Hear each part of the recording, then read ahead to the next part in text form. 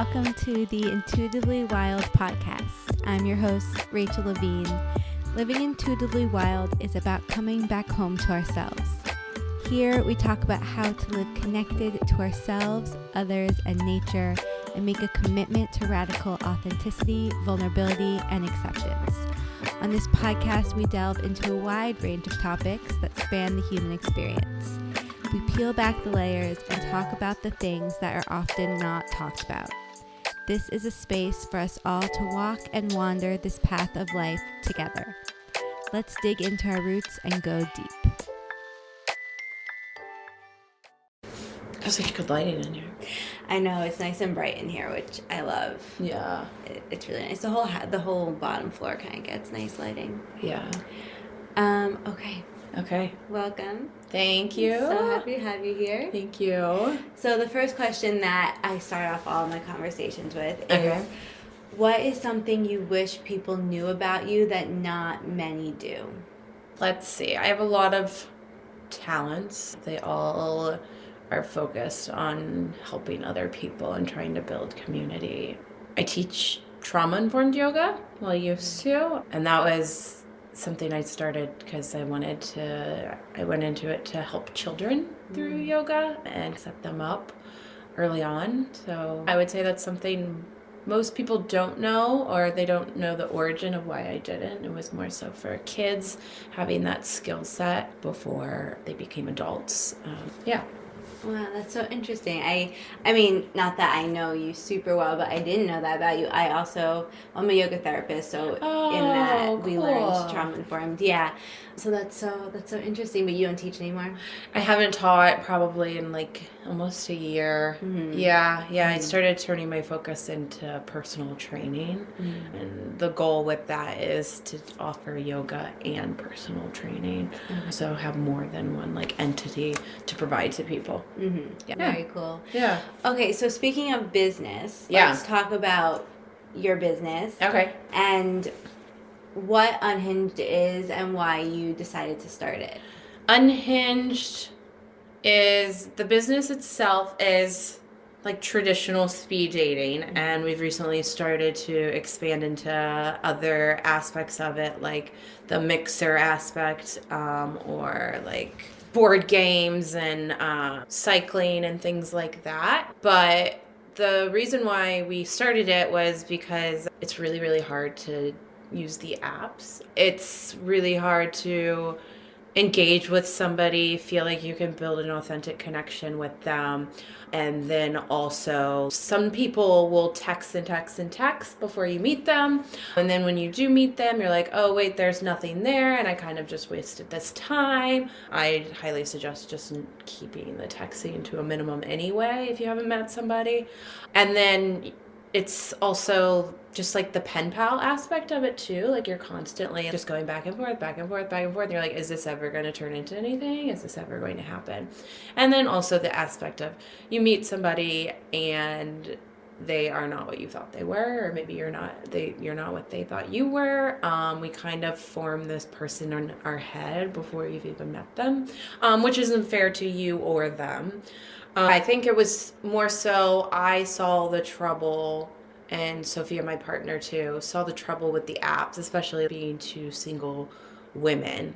And we were like, okay, what can we do differently? And how can we meet people outside of this? And it's something I've mentioned before. I feel since we've started it, I've also heard other people say, oh my God, I was looking for something like this, or oh, I saw this somewhere one time or something. So definitely a want and a need and a desire from some people that they previously knew they had, or they didn't know that they had it. But yeah, that's kind of why we started, and we started it in October. And it's just going and going and going now. And it's funny because it's been the dead of winter, and people are still coming out and speed dating. Yeah. So I can only imagine how much larger it's going to get. So. Yeah, it's so exciting. I think because I'm also single, have used the apps, highly dislike them. Yeah, and totally. For me, two of the biggest things are the authenticity piece and the intentionality piece. And you touched on both of these. It's so hard to know who someone authentically is on the app. Yeah. Especially if you are just texting them. Mm-hmm. And for me, I can know right away how I feel about someone energetically when I meet them in person. Mm-hmm. So I can be texting with someone and feel hopeful and feel excited, and then within like 5 seconds of meeting them in person, I'm like, no. Yeah. I just wasted my time.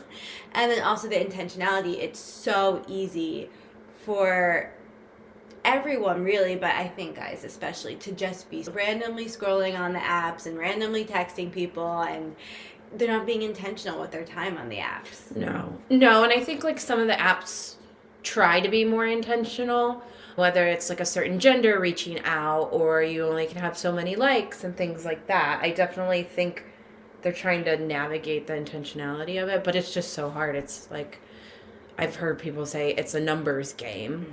It can become very overwhelming. Some people go on it and they can get a lot of matches. And then you have all these people when you talk to you. And then it can become very overwhelming because then you're like, I don't know. And I don't want to, like, you're like, do I date multiple people or just one person? It's just a lot of time you're investing in these people that you don't even know. It's exhausting. Yeah. And the energy piece is so important. Like, you have to feel something there, and it doesn't necessarily have to be like sparks at first, but to just feel like, okay, I feel comfortable with this person. I feel like I can talk to them. That's just a good start instead of like being attracted to somebody just based off how they look as well. I'm curious, since you said you were single. Yeah. How has this shifted your focus from your dating life? Like, how are you incorporating building this business and also tending to, dating something aspect for you? Yeah. So I actually re-downloaded Hinge like a month ago, but my sole purpose on it was to gather more clients. My mind is like, okay, where are the single people? How do I get them? And then I got banned off Hinge from it. But people were like, are you on here to date or are you here to promote your business? And I was like, I don't know. I'm here to promote it. I put in my bio, like the first thing, it just says like, I host speed dating events. And then I had the date for the largest event coming up and the Instagram handle. That's so funny. Yeah. And I mean, it's free marketing and it's the client I want. Exactly. Yeah. Why not? So, but as far as like, I went on a couple dates from it, but I was like, oh, this is exactly why I stopped using the apps. It felt weird doing it. But I mean, I get to see all of these people make these connections and stuff. And it almost is taking me back a little bit where I'm like, okay, I need to be more intentional with my time and my feelings and who I open myself up to. And also, if I'm promoting something, I want to be able to also know how I'm showing up and how I want other people to show up authentically. So I wouldn't say dating hasn't like, it's not a priority to me right now. It's more so getting other people to date. And then if the opportunity arises, then that would be great. But also at the same time, it's a nice turn where it's okay, I'm not so focused on me and what I'm looking for. Now I get to help other people in that aspect. So yeah, absolutely. And I love how you mentioned how working on this business is bringing you back to how you want to show up and the energy you want to put out there, because there are other speed dating businesses out there, just like there are other multiples of every business. One reason I felt drawn to your events versus I've never, ever thought about going to a speed dating event before that is because I liked that it was owned and hosted by two women, and your energy seemed fun and comforting and welcoming. And so much of it is what you bring to the space and like the environment that you are creating. Even though the event's not about you, it is your event, That speaks so much. Yeah, I think it helps that we also understand the struggle of it. And then Sofia and I have been friends for over 10 years, so we have a really good relationship with each other, and we understand the struggles together. I was in a relationship for 10 years, and Sophie helped me get out of that and navigate being single. And then she actually, about a year later, split up with her partner of like 8 or 9 years. Wow. So we both came out of really long relationships, and we're trying to navigate it together. And I think that there's something different when it comes to even like Sophia and I. We have a good bond. We know each other's weaknesses and strengths, and we know how to balance each other out, where she's like more of the MC and works the crowd. I'm more like the logistical, operational, behind the scenes person. So it's a good balance. It's a really good balance. And I think that's part of what helps the success of it so much, is that we know each other very well, and we know the struggle of dating itself and the holes that we want filled in regard to dating. So yeah, I felt that. And I guess I went to one of your very first events, because I went to one in November, and I didn't know you guys at all, but I felt like it was a good balance. Yeah. And there was that comfortability between you guys that echoed out into the rest of the event, which was really nice. Yeah. How did you guys meet? Sophia and I met actually working together back in Woodstock like 10 or 11 years ago, and then we just became friends since. And then, yeah, we've been friends for a really long time, and it's been great. We're like 7 or 8 years apart too. She's younger, and I met her, I feel like, when she was like a baby in a way. But yeah, it's just been a good relationship. It's funny because we joke with each other, and we're like, I want to find a partner like you that shows up the way you do, and where I can be myself authentically and not feel like I'm going to be judged, and can hold space for me, and knows when to come together and knows when to give me space. Yeah, I think a lot of our friendships can kind of mimic what we want in a relationship too. Yeah, absolutely. Yeah. And was there a moment with you guys where you were like, let's do this? Yes, we had discussed it on and off, and we have a friend that owns a spot in Woodstock, and I just went up to her and I was like, hey, I have this idea. Can I just try this out? And she was like, yeah, of course, go ahead. So she allowed us to use her space, and then we sold out of the event, and it was like 60 people. And then we were like, oh, wow, this really does bring people in. And I mean, we had people coming from, this was in Woodstock, but we had people coming from Albany and Newburgh and Beacon and stuff. So we knew that people wanted to come to it. And the first event was more so a trial with anything, a pilot, like, let's see if people really want this or not. And they did. And then it kind of just took off. And everybody that we've hosted events with have contacted us. We haven't had to do any outreach in regard to setting up spaces. And every one of them have sold out, with the exception of one. But that one we pivoted and turned it into like a mixer for the turnout. But other than that, they've always done really well. We had a really big one Valentine's Eve, and there were over 100 people there, and we did a game show, and then we did speed dating, and then we also did a mixer as well. And it's really nice because you have, with each event, sometimes there is feedback too about what people would like to see more of, and it's nice to get that back. And it's also nice to get people complimenting what we're doing and whatnot, but it's also nice to have people be like, okay, I would like to see this maybe, or that maybe. And, you know, if you hear it a few times, you're like, okay, yes, that is something that we need to work on. So I appreciate the feedback. I appreciate people poking holes, because it only helps us get better. Yeah, that's so cool. And I think it's fun that you're doing different things, because it also keeps people coming back. Yeah. Versus just doing the speed dating, which I honestly can find overwhelming. Yes. It's just a lot of different people, a lot of different energy all at once.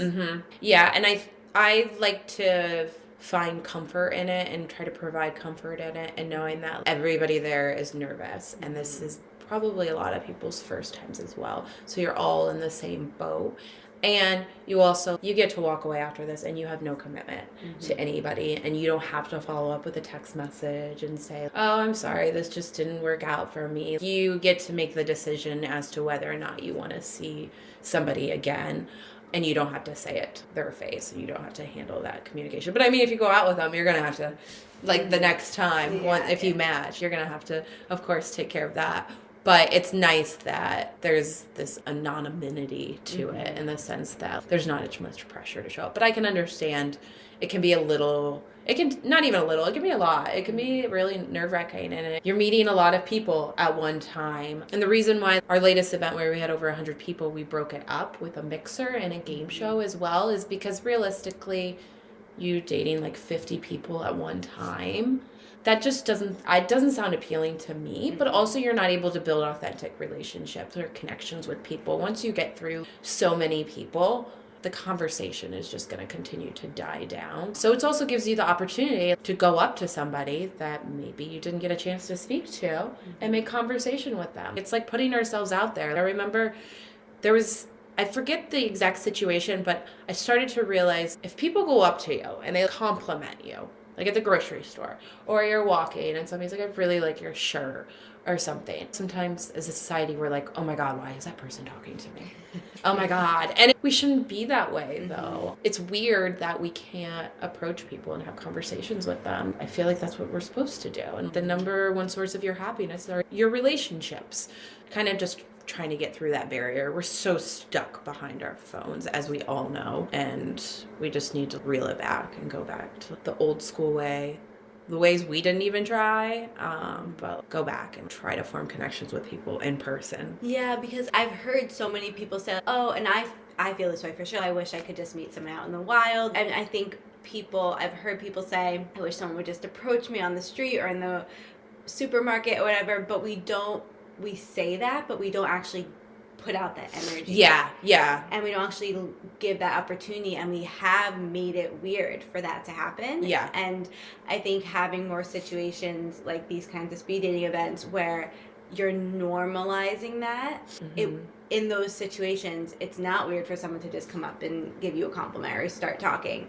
It's kind of like we're practicing so that if we want to do that in a different environment, or when we're just out with friends at a bar or not at a speed dating event, we've had that practice, or it feels more normal. Yeah, I think it's good to even just try it once, just to see what it's like to see other people put themselves out there. You put yourself out there. For us, there are different icebreakers that we incorporate now. We have different games, and of course the game show and the mixer, and then we have some coming up where we have a board game, a sober board game event. I love that. Yeah, and then one I would like. And then now we're going to do a 50+ event, our first one, because we had a lot of people asking for that one too. Yeah, and I love how you are being intentional about creating new events and new opportunities, and I feel like that also, like you were saying, allows people to go deeper versus just having these shorter conversations in the speed dating environment, because then it can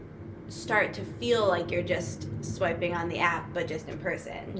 And so I think it's so important to bring that depth into it, to bring that intentionality, the presence back into it. Yeah, I definitely think there has to be something beyond just sitting there and talking to one person and then sitting there and talking to another and another. Yeah, there's going to be board games. We've incorporated comedy before. We have a show coming up that will have comedy, and then arcade games, axe throwing. That's so fun. Yeah. I love that.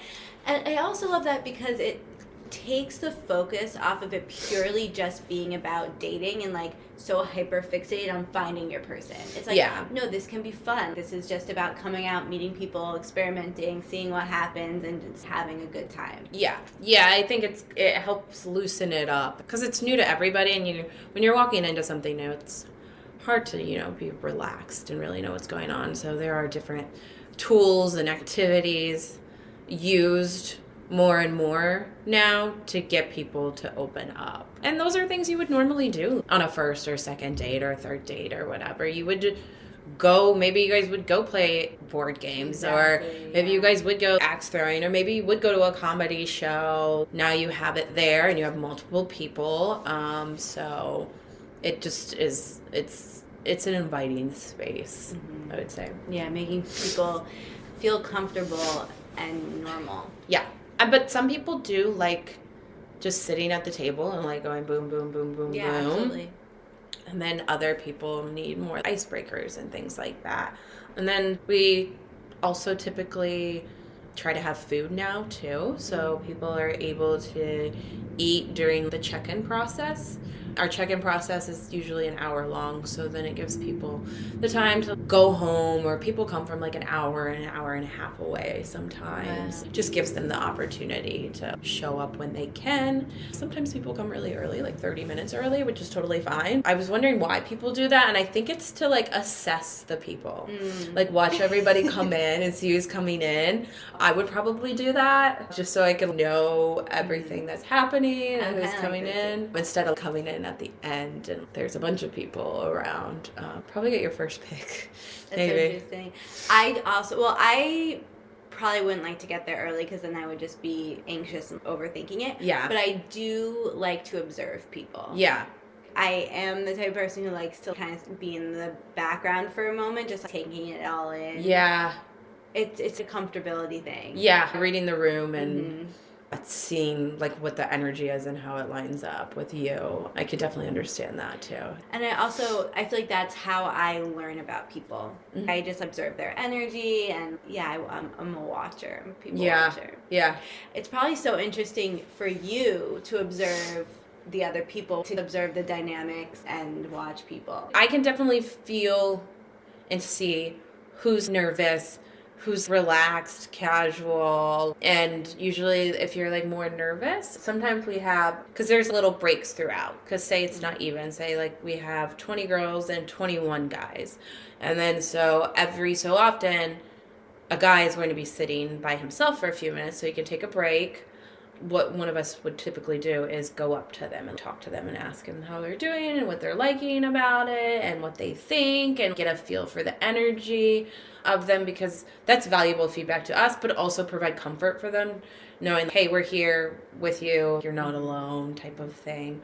It's a lot of different elements at play, and you still have to work the room and make sure people are feeling good and not feeling alone. And, good to know though that like, if I were in that situation, I would think, okay, we're all doing this together. And I'm sure everybody's like, okay, what's my opener? Like, what am I going to say to each person? If I was doing it, I would be like, okay, let's rock, paper, scissors first. Okay. I would love if someone said that. Yeah. I want to like do something playful, different, break it up. I would want to do something not traditional, like asking, oh, how old are you? What do you do for work? When we're doing speed dating, it's okay to want to know what somebody does. But are we here to measure people based on their success, or are we here to meet somebody with an authentic connection? That's one thing that I wish more people would take the time to get to know people and figure out their passions. And, oh my God, is this the first time you're doing this? I cannot believe we're here. I should have just approached that man in the grocery store yesterday. And you can just play with it. We typically, with speed dating itself, we match everybody up with everybody, or you'll date everybody. You'll end up meeting A, B, and C, all the way to Z and whatnot. We're launching an app in April, and then that will be able to give us more customization as to who you date, you speed date. Cool. So you'll be able to put in the age range you want to see, if you want to date somebody that has children or not, if you don't mind children, based on your sexual orientation, what you prefer. You can still date everybody in the room, but we're going to prioritize you meeting those people first, the ones that you're interested in. It's a big leap for us. I like people dating everybody, but also at the same time, if you have like a 20-year-old and a 50-year-old, it's not necessarily fair if that's not what you're looking for. And the larger the events get, the more complicated it gets in regard to matching people up or seating them together. That'll help people get to specify what they want a little bit more. It can get more granular, and you can put height and stuff like that in it. Not going to do that. It's going to be as minimal details as possible, but I think age is definitely something that people really want and need, and it's kind of a deal breaker thing for them. And that'll also alleviate some of the larger events where people are like, I really just want to only date 30 or 40-year-olds, or can you just have an event for 25 to 35? And we don't do that. It's too granular. you might be surprised by who you meet. And somebody who wants to date 25 to 35, that 30-year-old may only want to date 40 and up or something. It just gets a little too complicated. But like I said, we're doing a 50-plus event. And then going forward, our events will be able to cater to what people want to date age-wise and sexual orientation and if they have children or not and all of those types of things. So, well, first of all, congrats on the app. That's huge. Yeah, thank you. And I really appreciate how you are putting in certain specificities that are deal breakers, but saying no to ones that are limiting. Mm-hmm. Because I feel like the height thing, okay, someone could put in, I will only date someone over, 6 feet, but the love of your life is 5'8". You know? Part of why speed dating has such benefits compared to the dating apps is because it gives you the ability to be more open-minded and to meet someone for who they are versus just what their profile shows. But there are still certain deal breakers. Like, I don't want to date someone over 40. Yeah. So it allows you to keep those values and what feels comfortable and authentic for you. Yeah. But then also to stretch yourself out of your comfort zone and to challenge the limitations you might have put on yourself. Exactly. A guy could be 2 years older than you really want, or 2 years younger, or like you're saying, he's a couple inches taller or a couple inches shorter, or whatever it may be. On our match sheets, the very first thing you see on them at the top, it says attraction is beyond what you see. Because at the end of the day, if you're really going to be with somebody and be with them long term, you have to think beyond the physical aspect of them. It is important for somebody to take care of themselves, but oh god, he has brown hair and I really wanted a blonde-haired guy. Oh my god, but this man is probably going to be so attentive and intuitive and communicative and self-aware, but you want the other guy.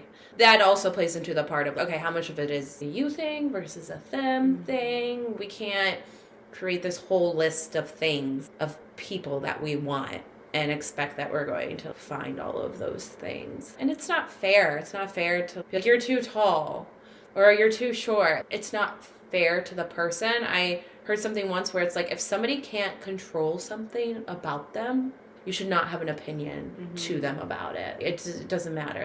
This is huge for me because I know myself so well and I have a list of what I want, and there's like one thing on it that is appearance based and everything else is value based. Yeah, exactly. Yeah. And for me, yes, you want to be attracted to your partner. Yeah. But I think that comes down to energy more than anything else. Like, I could close my eyes and know if I feel attracted to someone or if I feel that sexual chemistry, because it's in the energy more so than what they look like. And I feel like what they look like, it's our brain's telling us that that's what we should like. That's what we should want. I think it's important to have both, but even the game show aspect. It's a blindfolding game show. And so it's just based off your answers and that's so your fun. Response. And say it's a guy blindfolded and then 2 girls, and then we're like emceeing between the 3 of them, having a conversation, getting them to talk, and then the guy gets to choose which one he wants to be matched with, and then those 2 go and have a conversation. And then the one girl who's still there, blindfolded, then moves into the hot seat. And then she has 2 guys that are blindfolded, and none of them know who's going up, who's blindfolded. They haven't met each other. They're actually taken away at the very beginning, and they're also told, you can't speak to this, you can't tell anybody what you're doing, you're going to be blindfolded. And we keep them together, all the women together and all the men together, so they're not just sitting there like blindfolded, like what's going on. It's a way to remove the physical aspect of it versus actually getting to know somebody. That's cool. How many times have you done that? We've actually only done that one time. How did it go? It was great. It was good. It's definitely helps loosen the crowd Mm-hmm. And then the people that are involved in the game show aspect of it are kind of the superstars, I guess. People are, oh my God, your response was so funny. Or, oh my God, when this happened and you blah, blah, blah, blah, blah. It creates a conversation piece for them, for the game show participants, but then also the audience. So it opens up the room more than if you were just to start with something like speed dating initially off the bat.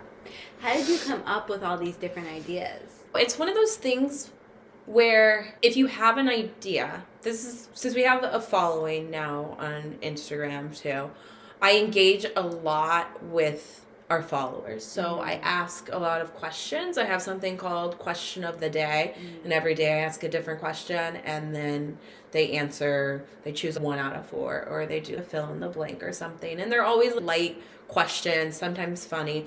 But I've done a lot of engagement posts or stories to see what people want to see. Would you be interested in this, or that? And then people click whatever they want. I also do that with locations too. So then I'm like, okay, I need to prioritize this location over that location, or I don't have anything there. Granted, I haven't reached out to anybody, but I'm aware of where people are and kind of more so what the demographics are there. Like there's New Paltz. We haven't done any in New Paltz, but we've had people reach out and be like, New Paltz, New Paltz, New Paltz. And I didn't really expect that New Paltz would want that. But I'm like, okay, well, they're asking for it.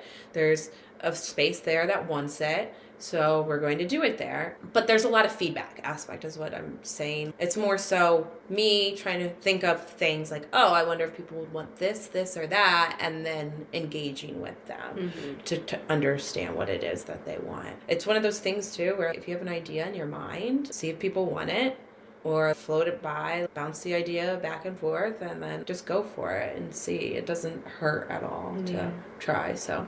It's cool how it seems to have just unfolded so easily. I think it was because, one, we're single women, so we understand the pain points with dating, and we did a lot of dating too. So I think it's more so the passion behind it. We know the struggle, so it's easy to understand what other people want.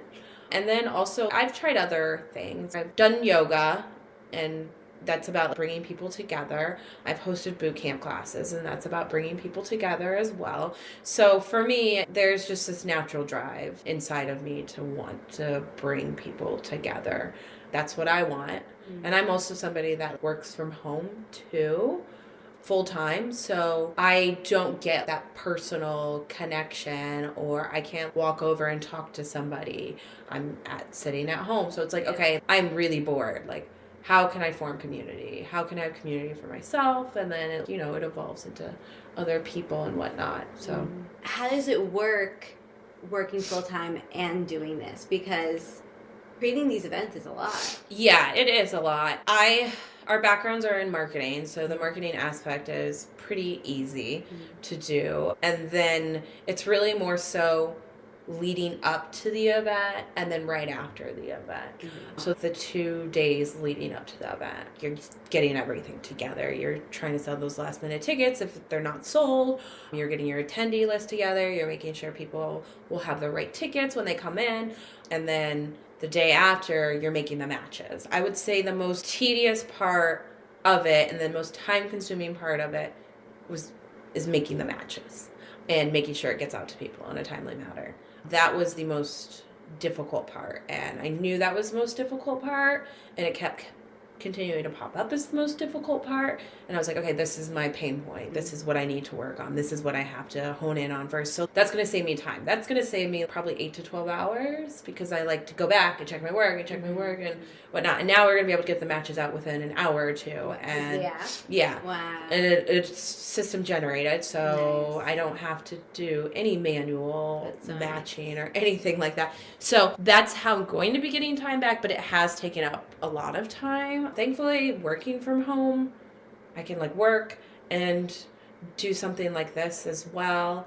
But the more we're expanding into different places, the harder it does come and the more challenging it is. I'm not going to lie, I have thought about just doing this full time, and it's totally completely possible to do it. It's just crazy that 6 months ago this didn't even exist. Yeah. And now it's like a full-fledged thing, a full-fledged business. It's a little night and day, but it has definitely inspired us both to pursue ourselves more and our passions more versus doing the 9-to-5 type thing. It just shows you that you can trust yourself, that you can create something different for yourself if you want to. I think one of the biggest hang-ups is fear. Fear is what holds us back from following our passions. And we really just have to take it one step at a time and not so much focus on, oh my gosh, I have to do A, B, and C if I want to start this. No, like really you just have to put one foot in front of the other, figure out the basics, and then you're going to learn as you go. And you have to remind yourself that too. I'm going to learn as I go. I'm going to learn what works and what doesn't work. And I'm going to grow. And this is a part of it. I'm not going to have it perfected in the beginning. It would be impossible for me to have it perfected in the beginning. This is new to me. But then you take that, though, with your experience. And if you really, truly have this little thing inside of you, I don't know, it's hard to believe it. If you don't believe it, it doesn't feel like it's possible. But once you start doing it, it can definitely happen. And it empowers you so much. And it empowers you just so much to even show up to go speed date and put yourself out there. There's so much vulnerability in the whole aspect of it that there's so much to be gained. Mm-hmm. Yeah. I think as humans, we are trained to keep ourselves comfortable and safe and in control and certain of things. And really, all of our true growth and desires lie outside of that. Whether that's going to a speed dating event or starting your own business or whatever it may be. Because I also am someone who, I started my business from literally nothing. And so often I'm like, okay, it's okay that this isn't going to be perfect and that I don't know what I'm doing, but I'm going to learn. Yeah. Reminding myself that that's okay I have to do that every day. And there's a lot of questioning of yourself, but yes, it's worked so far. And it'll continue to work.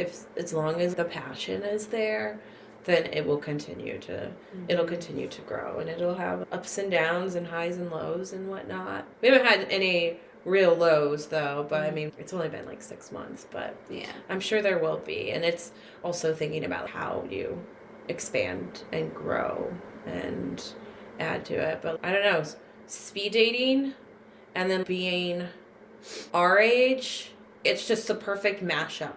And being women too, I think we have the advantage where there's two of us doing it versus one person. And you could see there, we were talking about in the very beginning, the support there with each other. That's important. But also if you can do it by yourself, anything, do it by yourself. But yeah, there's just vulnerability all around with the whole entire thing. Yeah. It is so vulnerable. But I think, again, vulnerability, if we're living our life fully, it's a part of every day. Yeah. And we just have to learn how to embrace that more. Allow ourselves to be uncomfortable. I definitely have to accept that this is how you're going to feel in this moment, but you're doing something that you haven't done before, or you're progressing. Yeah, a lot with like speed dating, being uncomfortable. Yeah, when I went to that speed dating event, I was like, this is vulnerable, this is uncomfortable, and that's okay. Doing something like a speed dating event, I mean, I guess some people might not blink an eye at that, but I think for most people it's uncomfortable and it's vulnerable in some type of way. And actually, I think that is a skill that is really important to embrace when it comes to dating in general. And to being open and willing and ready to find your person, you have to be willing to be vulnerable and be uncomfortable. So going to a speed dating event can even help you prepare to be in a relationship. Yeah, definitely. It's the first step of many steps, but the vulnerability aspect is definitely there. I guess I don't really I think about it, but I don't think about it in depth. But I think it's probably because I'm not necessarily experiencing it. I know there's definitely a level of it and definitely a level of nerves, but you're taking the first step. And it's kind of sweet because you're taking the first step together. Anything new you try, it's going to feel uncomfortable. It may feel like it's not going to be the right thing for you, but I mean, what does it matter? It's like 2 or 3 hours, and you get to go home afterwards, and you get to decide what you do during it, before it, after it. You're still fully in control, and hopefully, even if they go to one speed dating event, whether or not they find somebody, it just opens them up more to being able to have conversations with people and not hiding so much behind a phone. Sometimes people don't get matches too, and that can be discouraging, especially because you're just putting yourself out there like this. It's first time, a lot of nerves, a lot of vulnerability, like you were saying, and then you don't get any matches. Our success rate is typically like 80-85%, where you normally get at least one match. And then you guys are free to follow up with that communication, and we step out of the picture. But sometimes people don't get matches. But one thing I don't want people to feel is they didn't get a match. Like, you went out there, you put yourself out there. It's fine. You did something most people have not done, and you're trying and you're putting in the effort. And so long as you're continuously trying and putting in that effort, you're going to have takeaways from it regardless. But also, if somebody doesn't have a match, we still want them to come back. We still want them to be a part of this, and we want them to find what they're looking for, even if that ends up just being friends. Or we've had people, like girls, just become friends, like groups of friends and stuff, and then come to another event together. So you can walk away from it with so many different things: friends, colleagues, whatever it may be. But I mean, the intention is to speed date and look for somebody. But I would say, of course, start off as friends. But I got off track. What I was saying about the no matching thing is, if somebody doesn't get a match, though, we want to encourage them to also come back. So we will go the extra mile with them to get them to come back, whatever it may be. It could be, we want to offer you this promo code. Because, I mean, we want people that are committed to it. And if you're coming to even one, we want to support you. And we also reach out and ask if there's any feedback or if there's something we could have done differently to help them. Sometimes we do have people say, like, they didn't get any matches and they're like, this is hard for me. I've never done this before and it's just discouraging. What do I need to do better? How can I do better? We've had that happen a couple of times. I think it's important to realize it's not you necessarily. You got to keep trying. This isn't like you're going to meet somebody the first time and it's going to be like rainbows and sunshine. We have to be a little bit more realistic about it. It may not take the first time. You may have to come back. You may come back a second time. Or maybe you end up dating somebody from the event and then 3 months later you're like, okay, we hit that 3-month mark. Just not working, then you can still come back if you want. Yeah, that's the thing. It's not A plus B equals C. Yeah. And this is with everything in life. But yes, the ultimate goal is to find a relationship for most people, but there's so many little steps to get there. Maybe you went to this first event and you didn't match with anyone, but you learned something about yourself. Yeah. You never know why you're doing something. Mm-hmm. And that's part of the mystery of life and the magic of life. Yeah. And it's really just about listening to your intuition, showing up authentically, and taking life as it comes. I like to think of it as, if this is not happening for me and this is not for me in this moment, something else is. Something better is coming along. Absolutely. So I think it's good to have a mindset of, what's not for me isn't going to be here. It's not going to stick, and that is completely fine because there's something better that's going to come along, and it's going to make sense when it happens. Yes. Well. I always tell myself I trust my timing, I trust my path. And then another mantra or saying that I love is, what's meant for me won't miss me, what misses me wasn't meant for me. Those are both really good. Because dating can be really discouraging. But also, another thing I tell myself is that I'm not looking for just anyone. Mm-hmm. I'm really looking for the right person. And that's going to be, people have different mindsets around the one or many people, but that's going to be a small group of people, let's say. And so you want to have more no's than yeses. Yeah. Like that, you just are going to have that. Yeah. So. Yeah. I like it when people are a little more selective. Mm-hmm. Sometimes people are like, I just want to say yes to everybody and then just see what happens. For me personally, that would be overwhelming. Yeah. And I want to be utilizing my time wisely. Not everybody's for you. You don't want everybody to be for you. It's about putting yourself first, choosing yourself first, choosing what makes sense to you. And sometimes it doesn't necessarily work the first time, and that's totally okay. But there's definitely going to be, like you said, there's going to be a lesson in it. There's going to be some growth that's coming from it, especially because it's not a very common thing that people do either. It's nice to know everybody's kind of in the same boat. It's kind of like everybody having maybe babies all at the exact same time.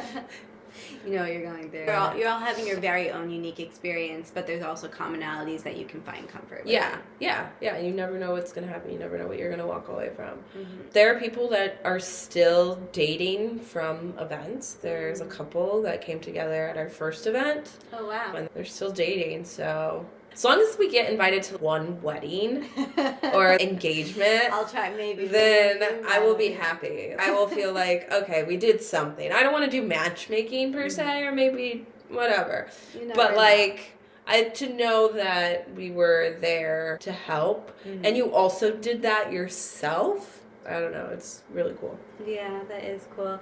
What do you feel like is one lesson that you've learned, or one theme that keeps showing up for you? I didn't know this was going to take off the way that it did, first of all. I thought it was just going to be like a fun little thing. Kind of going back to the fear thing, it's definitely empowered me more. I feel much more in tune with myself. It's nice to be doing something that you feel so passionately about.